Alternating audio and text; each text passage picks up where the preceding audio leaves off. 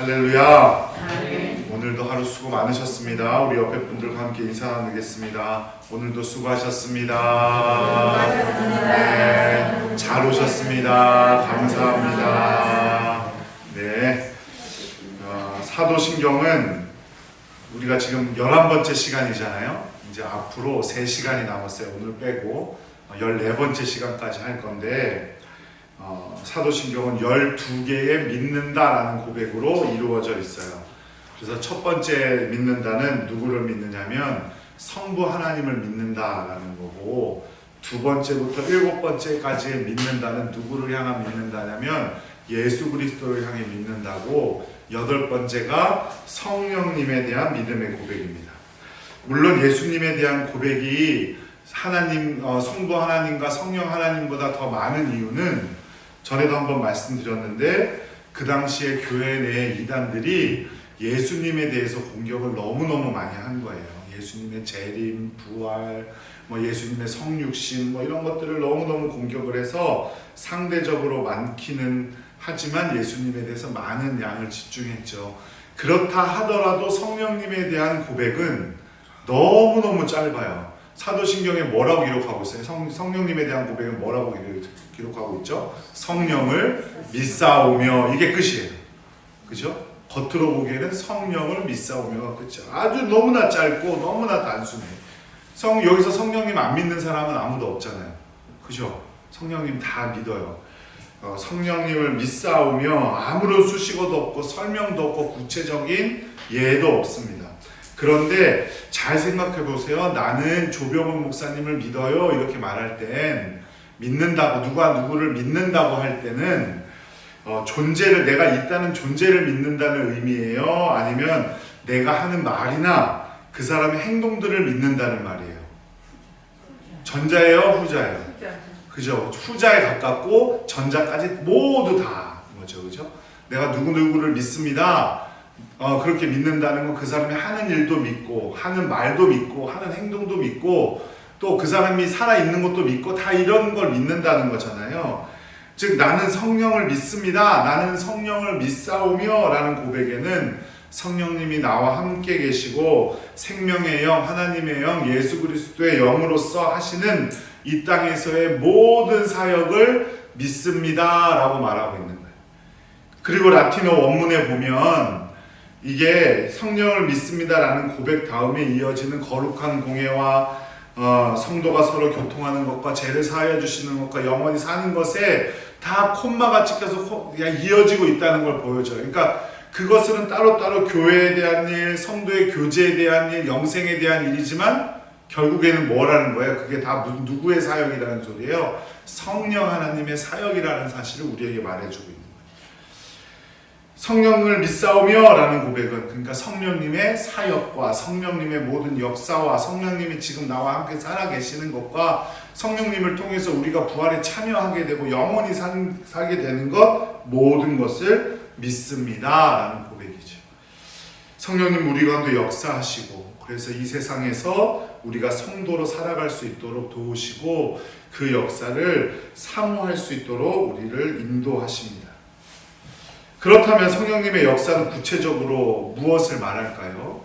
한두 마디로 다 정의할 수는 없겠지만 성경에 나오는 성령의 역사를 보면 특히 누가 제일 많이 말할까요? 성령님에 대해서 예수님이 제일 많이 말씀하세요. 그 예수님의 말씀을 따라가 보면 3가지 정도로 알 수가 있어요.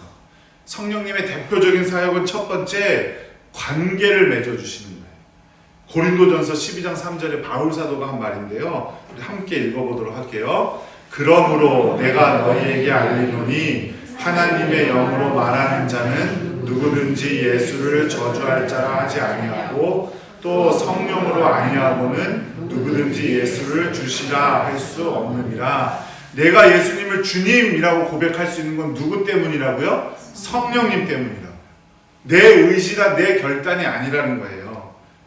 내가 예수 그리스도를 내 주님으로 고백하는 건 내 믿음이 좋아서가 아니라 성령님께서 내 가운데서 역사하기 때문이라는 겁니다. 우리가 하나님 아버지라고 부를 수 있는 것도 성령님의 도움이고, 이처럼 성령님의 가장 중요한 사역은 성부 하나님과 성자 하나님 그 관계를 맺어주시는 겁니다. 그리고 우리가 한 성도로서 하나의 지체가 되는 것도 역시 성령님의 사역입니다. 교회에서 우리는 서로를 뭐라고 불러요? 형제와 자매라고 부르죠. 형제와 자매라고 부를 수 있는 것 역시 성령님을 통해서 우리가 뭐가 되었다? 한 가족이 되었다라는 놀라운 중요한 선언이에요. 한 가족으로 아름다운 교제를 누리게 하시고 서로를 섬길 수 있도록 만들어주신 분도 성령님이라는 사실을 꼭 기억하시기 바랍니다. 성령님께서 맺어주신 사이인데 그러니까 우리가 옆에 성도들을 보면서 극률한 마음을 품어야 되고 서로 내 몸을 사랑하듯 우리 성도들을 사랑해야 하는 것은 너무너무나 당연한 거예요. 그러니까 만약에 내가 옆에 우리 성도들을 사랑하지 못하고 내 이웃을 사랑하지 못한다는 건 누구를 무시하는 거예요? 성령님을 무시하는 거예요. 주님 안에서 우리를 한 가족으로 만들어주신 성령님을 무시하는 거예요. 우리가 한 가족으로 사랑하지 못한다면. 그래서 목사님들의 축도에서도 제가 여러 번 말씀드렸죠. 성령의 교통하심에 대해서 기도합니다. 관계를 맺어주심에 대해서 기도하는 거예요. 목사님들이 축도를 할 때 아무렇게나 하는 게 아니에요. 고린도후서 13장 13절 말씀에 근거를 해서 우리가 목사님들이 축도를 하는데 함께 읽어볼게요. 시작. 주 예수 그리스도의 은혜와 하나님의 사랑과 성령의 교통하심이 너희 무리와 함께 있을지어다. 아멘. 여기서 말하는 건 성자 하나님, 성부 하나님, 성령 하나님을 말하죠. 그죠? 세례를 할 때는 어떻게 해요? 세례를 할 때는 성부 하나님, 성자 하나님, 성령 하나님의 이름으로 내가 세례를 주도록 할게요. 순서가 좀 다르죠. 여기서 말하는 성령은 성령의 교통하심. 성령의 사역 중에 가장 중요한 사역은 관계를 맺어주시는 것. 우리를 이어지게 하는 것. 우리를 한 형제와 한 자매로 한 가족으로 만들어주시는 것. 그러니 우리가 서로 사랑해야 됨이 너무나 당연하고 서로 사랑하는 것은 성령님을 인정하는 것이고 성령님을 사모하는 것이라는 사실을 꼭 기억하시기 바랍니다. 두 번째, 성령님의 사역은 무엇이냐? 성령님의 사역은 깨닫게 하시는 겁니다. 깨닫게 하시는 겁니다. 성령님에 대해 가장 정확하게 가장 많이 소개하신 분은 누구라고요? 예수님, 우리 예수님이라고 말씀드렸어요. 물론 구약시대에도 성령님은 종종 나오죠. 신약에 와서는 예수님께서 성령으로 잉태되셨고 또 세례 요한에게 세례를 받고 나올 때 성령이 무엇처럼 내렸다고요? 비둘기처럼 내렸다고 그랬죠. 또 광야에서 40일 동안 금식하실 때 그 모든 것을 인도하신 분은 누구예요? 성령님이죠. 그리고 공생애 내내 계속해서 성령님이 예수님과 함께 하셨던 것처럼 성령님은 계속 계셨고 계속해서 역사하셨어요. 하지만 본격적으로 성령님을 역사의 무대에 소개하신 분은 바로 예수님이신데 그렇게 자기가 승천하시고 나면 이제 이 바통을 이어서 이 세상에서 우리 성도들과 함께 하실 분이 누구라고 소개한 거예요? 성령님이라고 소개하셨어요. 그렇게 소개하면서 성령에 대해 남기신 말씀이 바로 오늘 본문이에요. 요한복음 16장 7절에서 13절. 먼저 7절 말씀을 한번 함께 읽어보도록 하겠습니다. 그러나 내가 너희에게 실상을 말하노니 내가 떠나가는 것이 너희에게 유익이라. 내가 떠나가지 아니하면 보혜사가 너희에게로 오시지 아니할 것이요 가면 내가 그를 너희에게로 보내리니. 아멘. 예수 그리스도가 당신의 뒤를 이어서 사역하신 성령님을 소개하면서 그분의 사역에 대해서 매우 강조하신 겁니다. 8절 말씀부터 한번 읽어볼게요. 그가 와서 죄에 대하여 의에 대하여 심판에 대하여 세상을 책망하시리라. 여기서 책망하다라는 헬라어 단어는 드러내다, 폭로하다라는 뜻인데요. 이것을 성경에서는 한글 성경에서는 책망하다라는 단어로 표현을 했죠. 근데 더 정확한 의미는 깨닫게 하다예요. 깨닫게 하다. 죄에 대하여, 의에 대하여, 심판에 대하여 깨닫게 하실 것이다.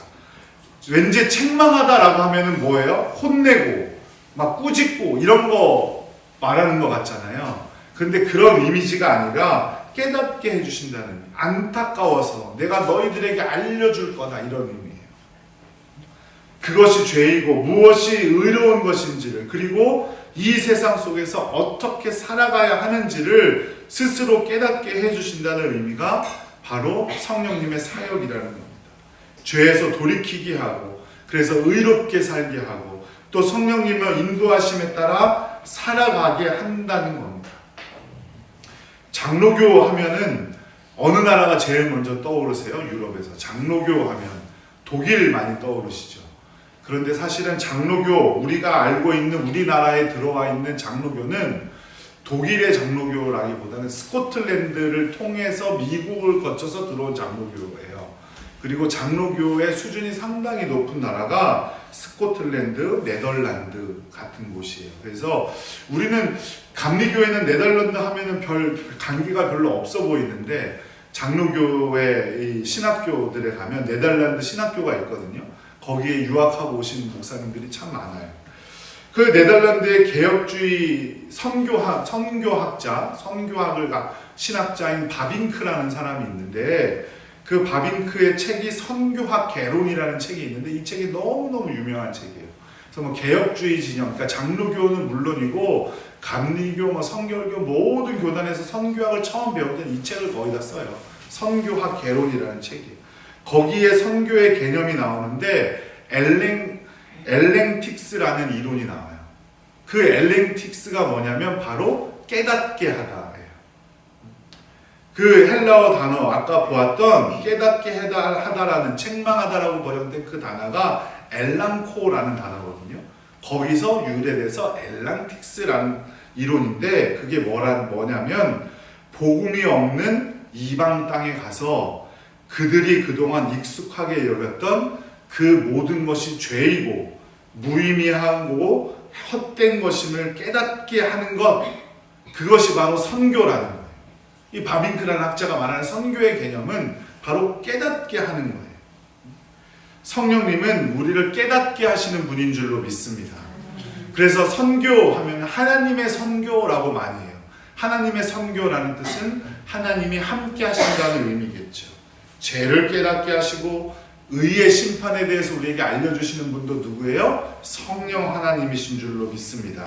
성령님은 단지 그래서 잘못된 것만을 깨닫게 하시는 분이 아니라 또 진리도 깨닫게 하시는 분이죠. 진리는 뭐예요? 예수 그리스도죠. 예수 그리스도를 깨닫게 하시는 분이 바로 우리 성령님이세요. 우리 13절 말씀을 함께 읽어볼게요. 그러나 진리의 성령이 오시면 그가 너희를 모든 진리 가운데로 인도하시니 그가 스스로 말하지 않고 오직 들은 것을 말하며 장래일을 너희에게 알리시리라. 그게 성령님의 역사입니다. 성령님은 진리의 성령님이기 때문에 우리가 진리를 제대로 깨달으려면 성령님과 함께 해야 합니다. 그래서 말씀을 읽기 전에 기도하죠. 성령님께 기도합니다. 말씀을 잘 이해할 수 있게 해달라고, 지혜를 달라고 기도합니다.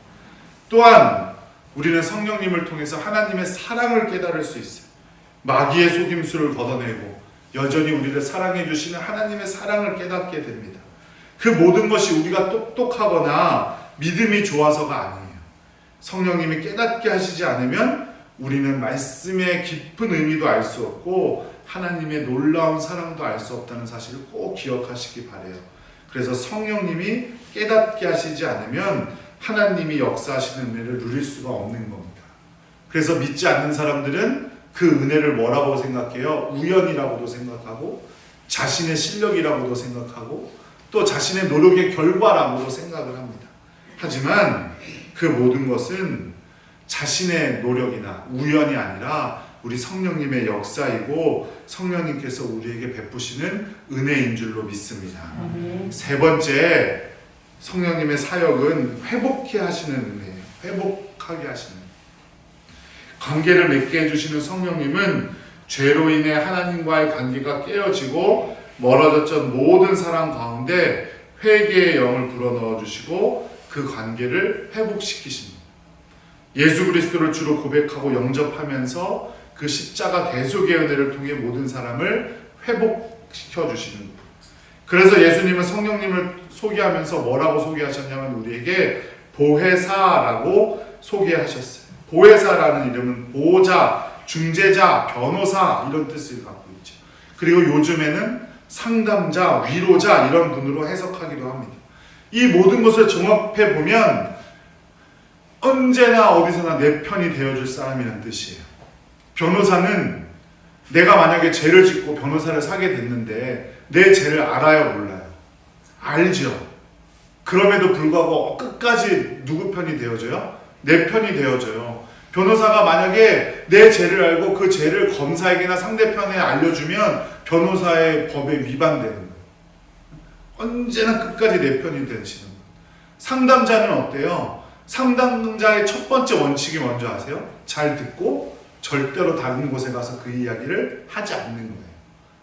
목회 상담이라는 과목을 배워봐도 그 잘 들어주고 그 이야기를 다른 곳에 옮기지 않는 것이 첫 번째 철칙이에요. 언제나 내 편이 되어주는 분, 그분이 보혜사 우리 성령님이신 줄로 믿습니다. 우리의 심령을 지키시고 돕고 위로하시고 우리 안에 깨어진 하나님의 형상을 회복시켜 주시는 분이 바로 우리 주님 성령 하나님이신 줄로 믿습니다. 성령님께서 우리에게 임하시면 그 성령 가운데 우리 공동체 가운데 회복의 역사가 일어날 줄로 믿습니다. 우리 마음도 회복되고 우리의 꿈도 회복되고 우리의 모든 관계들도 전부 회복될 줄로 믿습니다. 이 성령의 역사에 대한 구체적인 예가 있어요. 예화가 너는 내 아들이라 라는 찬양을 아실지 모르겠어요. 너는 내 아들이라 이런 찬양 있죠. 그 곡의 가사를 쓴 분이 이재왕이라는 형제예요. 이분이 근무력증이라는 병에 걸렸어요. 근무력증, 근육이 다 없어지는 병이래요.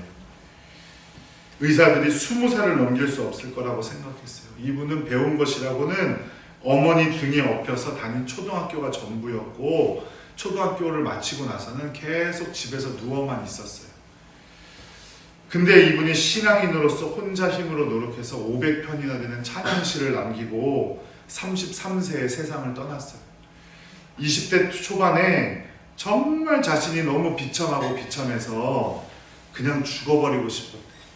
그래서 자살을 하려고 했는데 자살이 돼요, 안 돼요? 안 돼요. 자살이 안 되는 거예요.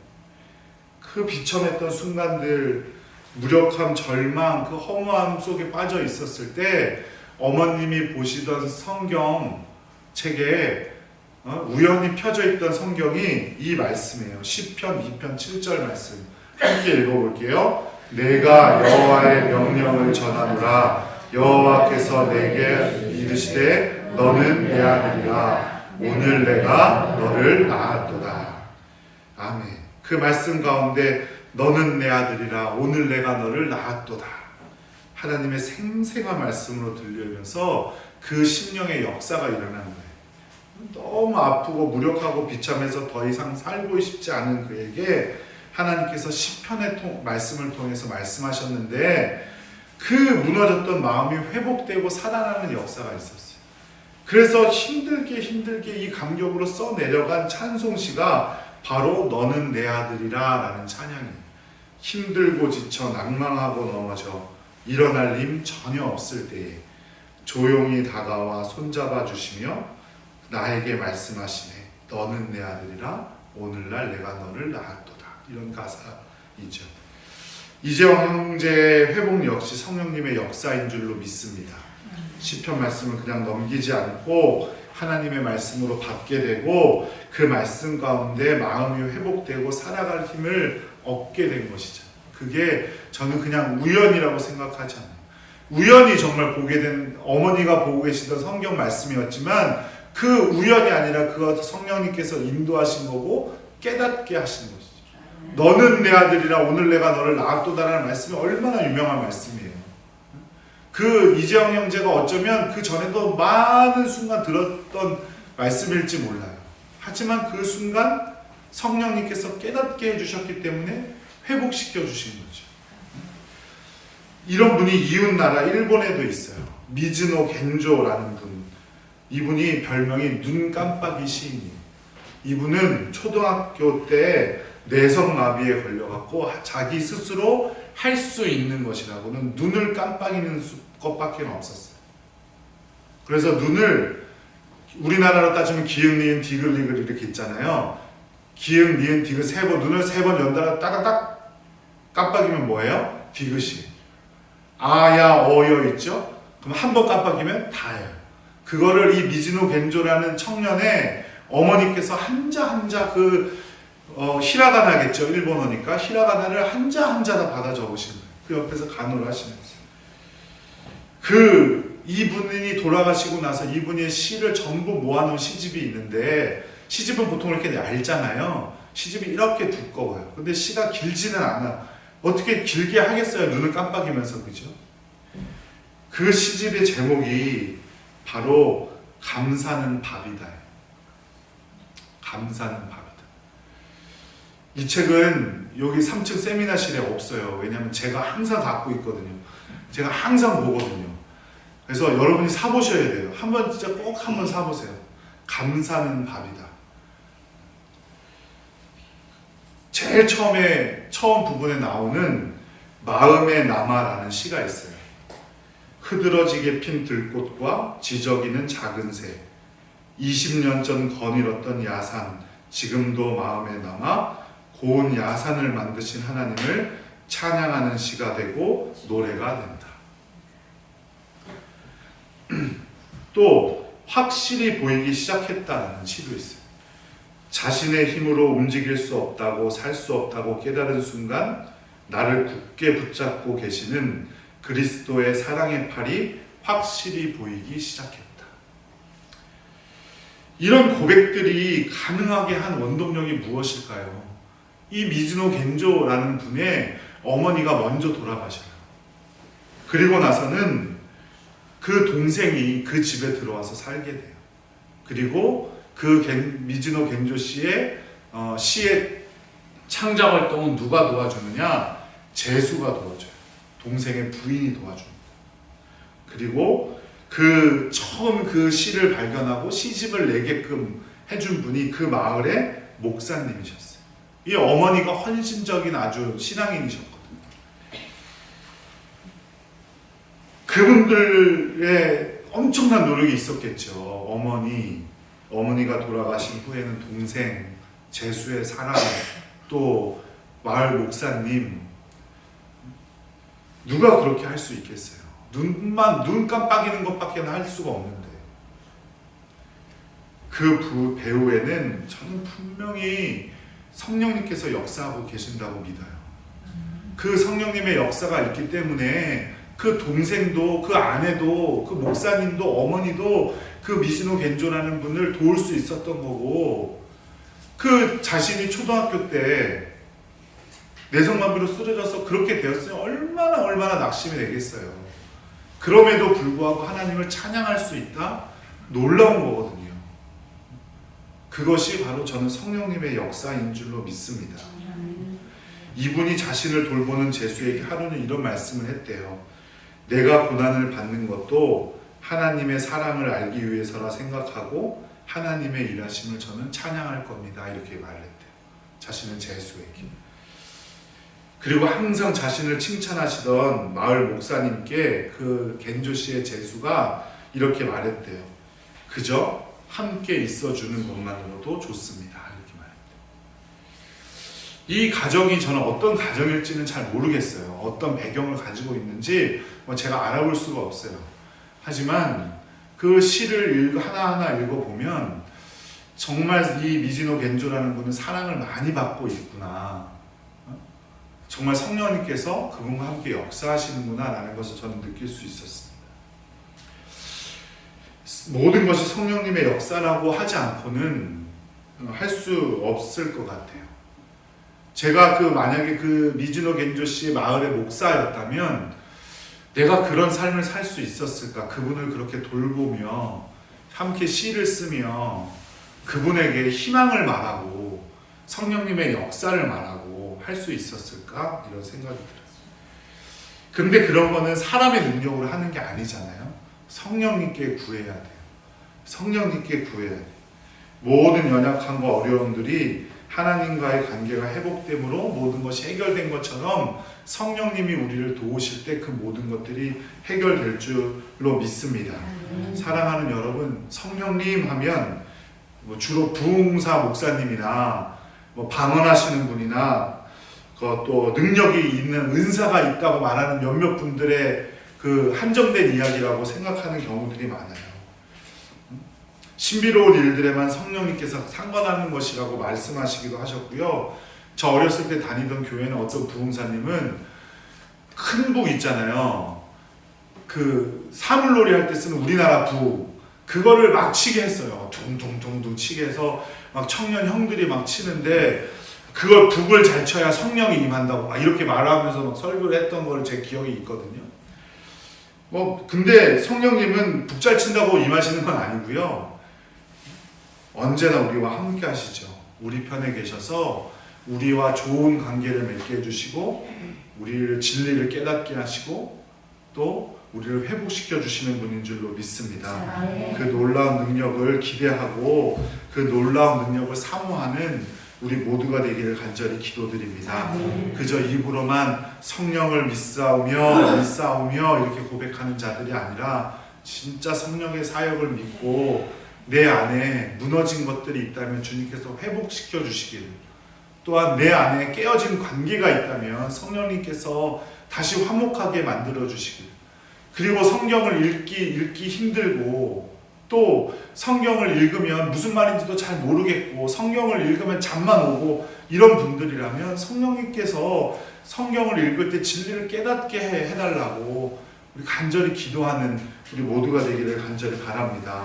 그럴 때 분명히 성령님께서 우리와 역사하실 것이고 믿음으로 고백하는 모든 성도들에게 성령의 역사를 넘치도록 부어주실 줄로 믿습니다.